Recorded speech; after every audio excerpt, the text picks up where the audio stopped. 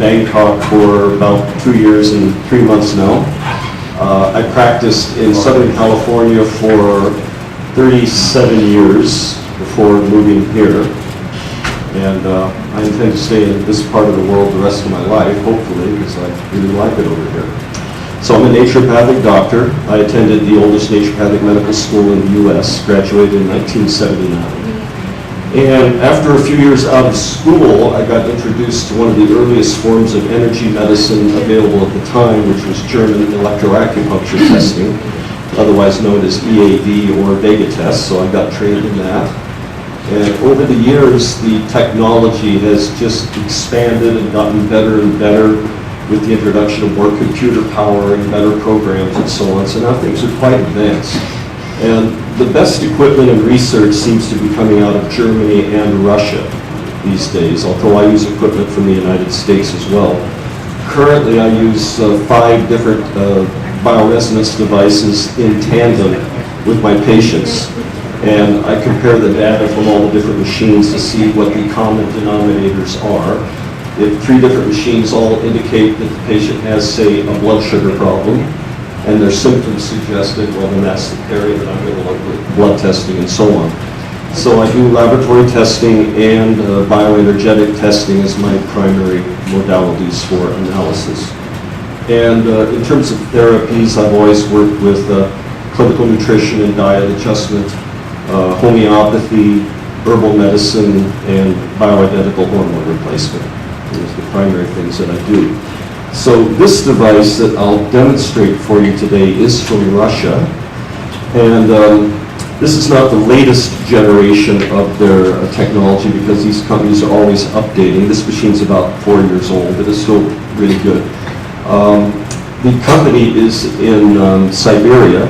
It's called the Institute of Practical Psychophysics, and they have the original patents on the technology. It was originally developed in Russia by a group of researchers. The most prominent one was a Dr. Nestorov, and his family continues to run the company that manufactures this instrument, the Metapathia, or Metatron it's called. And I bought directly from them because I figured you can't do any better than going to the original source to guarantee that you get good quality, etc. I've been very happy with this technology. So I've been using it for about 12 years now in various forms. This is just the latest version of it that I can purchase. So I can demonstrate to you how it works with either myself, or I can take a volunteer if someone wants to have all of their health secrets exposed to everyone, because the machine will start looking at you and it'll show us what's going on. So if no one wants to volunteer, I'll be glad to do it on myself. Okay, we'll do you. This is going to be very revealing, so as long as be prepared. I wish I was like, so I have nothing to hide. The reason why I pushed... That's what you think. That's the point of this machine. Trust me, I done this. The reason why I want you to meet him and I want you to see this device is because this is taking medicine to a whole new level. Even if we're in a situation where doctors don't really have a great degree of training, they can be led in the right direction. So it's a great way to kind of scale people up very quickly with the right trainers, and then to say, this is how we would put a plan together. So it helps to fill in gaps. And we were lucky enough to grow up in a part of the world where doctors are extremely competitive. We want to know everything from Germany, we want to know every Nobel Prize. So getting the advantage of seeing something like this is the evolution of other bioresonance devices. But we are never really convinced, so we want more than one at the same time. But the one that gives you a more centralized view of what's going on with a great visual, so the patients can identify and be with you. We want the patient not to think you're making something up. Most of the time, they will turn to a family member and say, how did it know I broke my toe 10 years ago? That accurate. And you will see it go down to your RNA and your DNA, and the patient will see this on the screen. So we often have to tell the patient, it doesn't mean you have cancer. It's just telling us the stress all the way down to the genetic code, where the body's operating behind. So we don't want to say to the patient you have a disease, it's not diagnostic, but it helps the patient understand why we have to take care of you now, instead of waiting. That was a long warning. Yeah. So they're in. I give you the short one. It was like, I just give you the short one. it was like, are you sure? You're in the hot seat, so you can come on. If you want to. I'm having second thoughts now. I done this before. He's already done it, yeah. Anyway, No, Ashish? I don't know. He can go. He can go. Sure. He's very healthy. He won't show. But we gotta keep, but when we do this, we wanna make sure. Yeah, cell phones interfere with the readings because of the electromagnetic field. Yeah, either chip's fine. Anyway, I think we all understand that the human body is composed of energy. We're not just physical, we're not just biochemical. So it's great to look at all the physical ailments, it's great to measure your biochemistry, but then beyond that, you know, we're energetic. We're consciousness manifesting through energy fields which eventually solidify down into the physical body. Acupuncture, of course, recognizes this. Ayurveda recognizes it. There's more traditional ways of getting signals from the body's energy fields, such as feeling the pulses and determining what's going on in the acupuncture meridians that way. But now we have technology, and it's pretty exciting what it can do. So really brilliant people have figured out basically how to decode the signals coming off of the human biofield with software programs and devices that can actually detect frequency patterns coming off the cells and tissues. So that's basically what we're doing here. So in this case, I will let the machine run on automatic. This one can be programmed. You can pick the organs that you want to look at, or if you let it run on automatic, it will automatically detect the areas that it thinks need to be looked at, and then it will go look at them and go down into deeper levels if necessary. So we'll simply get this doctor's information in the program, and we'll let the machine run. So first of all, I'm going to need a name, which I'll need to spell out. So, Don, D-A-D-O-N. D-O-N. Well, that's first name. Okay, we put Don here. And then last name. NGO. N-G-O. And birthday. March 9th, Okay. 65. Oh, you're such a young guy. I wish I was that young. Okay, Jim, do you know your blood type? B? Maybe. Okay, well, we'll just say the machine likes to have a blood type, but it's not essential to run the program. We'll say B positive. Probably is. Okay, so we will now let the machine start doing its thing here.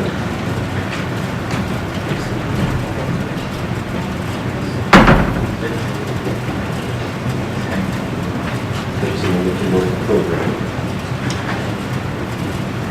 Okay. So I will comment on what's going on so you'll all understand what we're looking at as we go.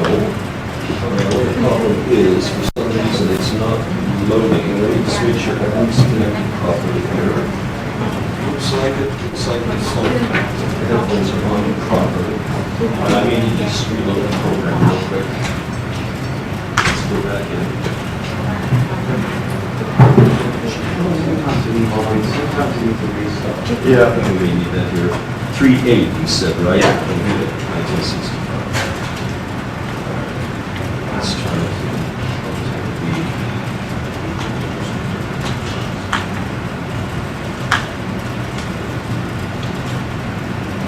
for some reason it's still not giving me the go ahead.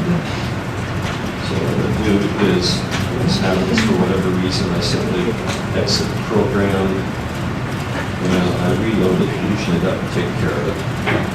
So try it again. Yeah, I think everything's as it should be here. It looks like everything's plugged in properly.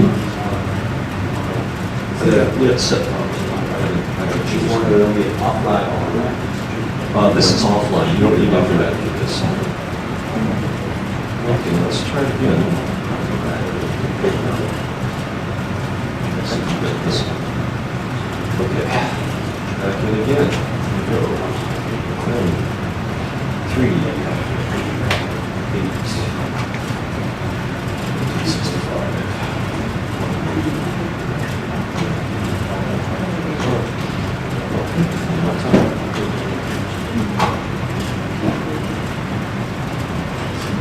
Okay, now would you take the headphones off for a moment?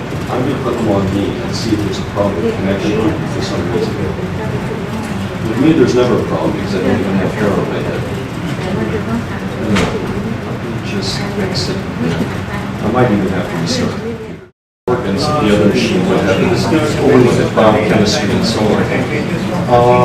Okay, so most people aren't paying attention at this point. I don't blame them.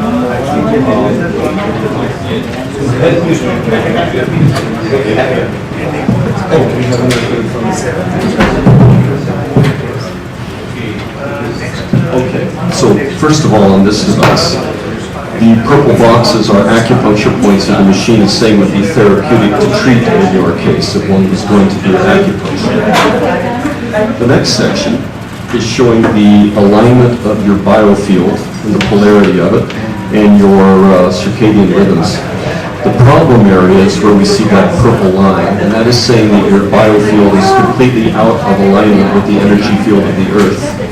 And this basically makes it harder for the body to maintain homeostasis. And this is an almost universal problem with anyone who lives in a city, because we aren't able to basically make contact with the Earth's energy field because of all the concrete and the electromagnetic fields we're exposed to, and the fact that we don't walk barefoot on the grass and so on.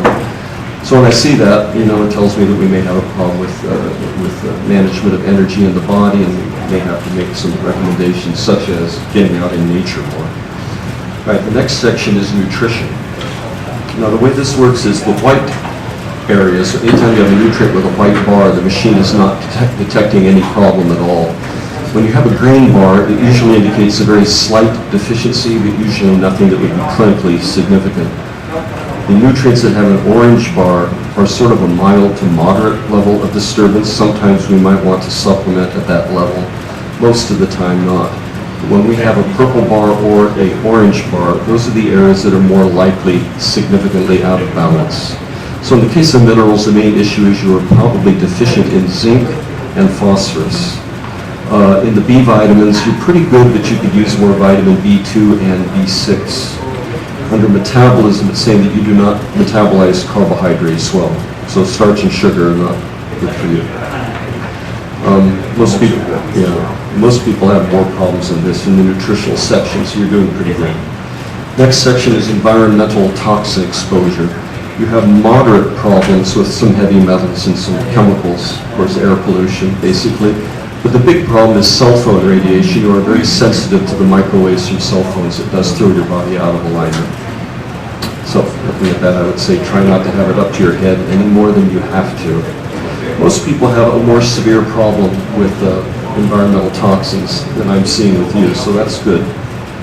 Next section is the energy field in the major organs of the body. This is the same thing that we would call qi in Chinese medicine. Every organ has its own qi supply. In your case, the nervous system is quite low, and also muscle energy, so you might not be getting enough exercise, for instance. But the big thing here, I would say, is the nervous system needs some support. You probably need a good vacation, for one thing. Could it be the cell phone going to his head? It could be. The cell phone itself could be stressing out your nervous system, for sure. The next section is the 12 major acupuncture meridians that run through the body. You've got a problem, first of all, with the large intestine meridian. That's out of balance. The second one is the lung meridian. That's out of balance. And the fourth one is the heart meridian. So at least energetically, the heart's probably not being regulated as well as it should. It doesn't necessarily mean a physical problem with the heart, but it could be. If I saw correlating information from some of my other devices, then I would start thinking along that line, of course. Okay, the next section is a look at infections that you've been exposed to, viruses, bacteria, and so on. These are grouped into families, and what you've got is 2 families of viruses that are stressing your immune system at the moment. And the bottom orange bar, that is sort of generalized immune system stress. So you are dealing with some viruses. The first group are basically cold, flu, influenza viruses. The second group are viruses associated with chronic fatigue syndrome, such as Epstein-Barr or cytomegalovirus. And the last section is sort of general body functioning. And once again, it shows a problem with the nervous system, so we get another correlation there. Audio function, usually not much of an issue. It can be a problem with interpreting auditory information coming in. Sometimes people don't hear things right. But the next one, male field, that's significant. That usually would mean that you're probably not producing enough testosterone, DHA, whatever. And the last group is heavy metals. So the major heavy metals did not show up on the environmental scan, but this is still saying that you're hypersensitive to them. So there might be some other ones that your body is reacting to that weren't on the main scan. So I would say you need to do something for your nervous system. Try and keep the cell phone off your head as much as you can. Do a little work on your nutrition. And I think those are the main factors that we came up with in your case. How about the heart? Well, the only thing we've seen so far is the heart meridian balance. The heart chi was moderately disturbed. It has a yellow bar, so there is some balance problem there. So, yeah, and if I'd scanned you with some of my other devices, I would again look to see if any of those showed cardiovascular risk. And if I saw a number of different indicators for it, then I would take that more seriously. Probably recommend, looking at some of the typical things in the blood, for instance. And of course, if you had symptomatology, then we would definitely take it more seriously. So, this is the first device I use with people because it's quick and it gets their attention. And then I move on to some of the other scans, such as the one that we're not going to be able to do today, unfortunately. So, once I get the equipment up and running here again, people are welcome to come to my office and I'll give you a demo so you can see the equipment there. It looks like I'm going to have some repair work done on it.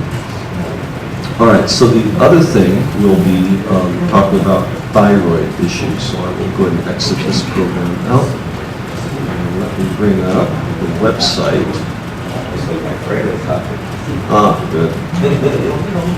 Well, is what I think is state-of-the-art method for approaching thyroid and other hormone disorders. And the system that I use is from a company called Nitec Medical. They're located in the United States in Arizona. The founder of the system, who I will bring up here for you to look at, is Dr. Daryl Turner. He's from New Zealand, and he's one of the top thyroid experts in the world, as I understand it. I've been studying with him for a couple of years now. Now, let's see if we'll bring him up here. There he is. So, he's brilliant, been in practice for many years, and he designed this whole system. So basically, it does involve laboratory testing all the thyroid parameters, but Dr. Turner and some of the researchers developed a device called the Thyroflex, and it measures the speed of the brachioradialis reflex in the arm, which is about 98-99% correlated with thyroid hormone activity in the tissues. Now the value of this approach is, you're all familiar with say, the Achilles tendon reflex and so on for testing thyroid disorders. We learn about that in medical school. Brachioradialis is actually more sensitive and easier to access. And the advantage of it is that when you're measuring thyroid hormone levels, T3, for instance, the active form of thyroid, is only present to a level of about 18% in the blood. And the rest of it is located in the cells, in the tissues of the body. So you're really not getting a clear picture of what's going on in the cells when you're only looking at what's going on in the blood. TSH likewise is not really representative of what's happening at a tissue level.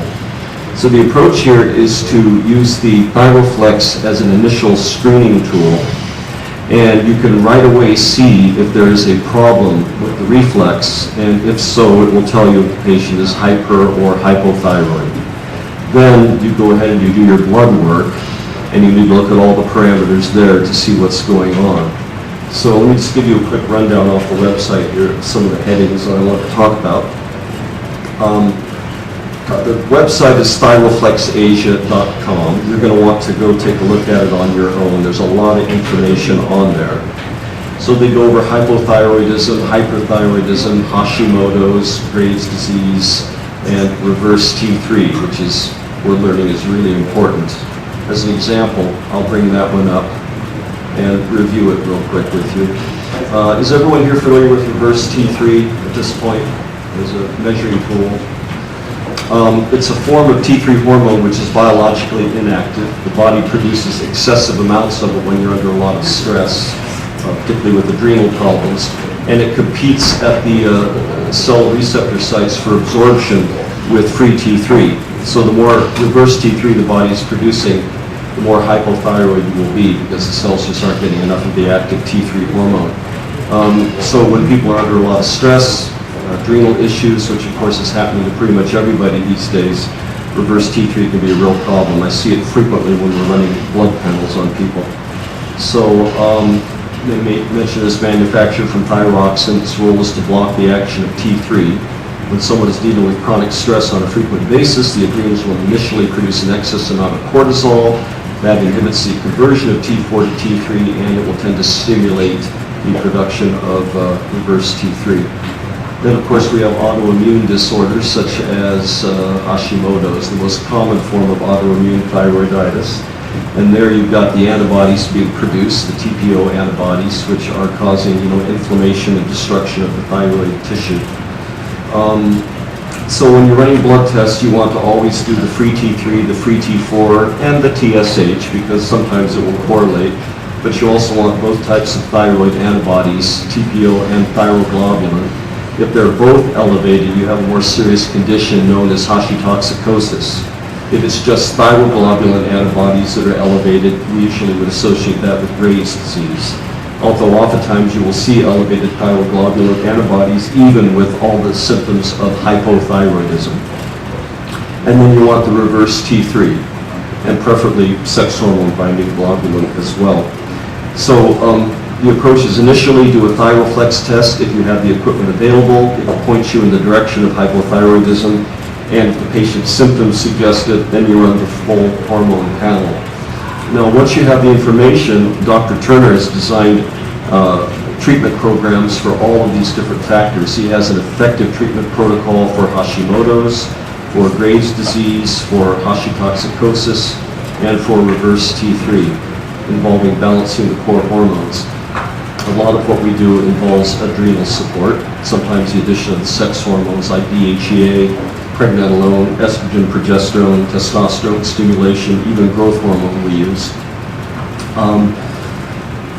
On the website here, let me go back to the top and go to some of the articles in the medical literature that we have here. So let's go to e-library. Should be in here. What is the name of the website? Thyroflex, Thyro, FL, it's up in the corner, FLEX, Asia.com. It's very informative. I was going to write up a whole bunch of notes for you to go over, but then I realized after looking at the website, it's all here. So it's easier just to go to the website and discuss some of the areas with you. So go down here to articles. This is where they should be. Let's see. What I particularly want to go over is medical literature. Go back here to resources. And, that's where I need to click. They've updated the website a bit. Okay, medical literature. So, for instance, the article on standard thyroid tests lack the accuracy to determine proper dose of thyroid replacement.